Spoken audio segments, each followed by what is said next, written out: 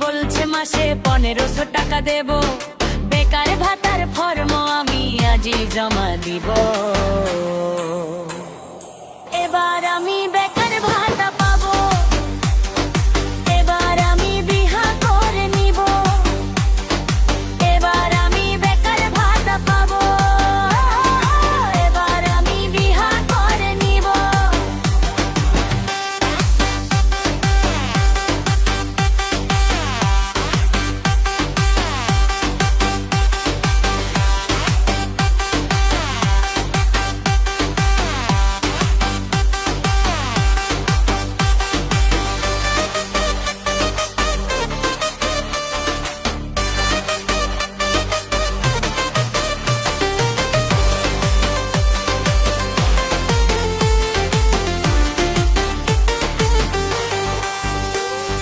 পড়ালেখা শিখে মাগো চাকরি কি আর পাবো?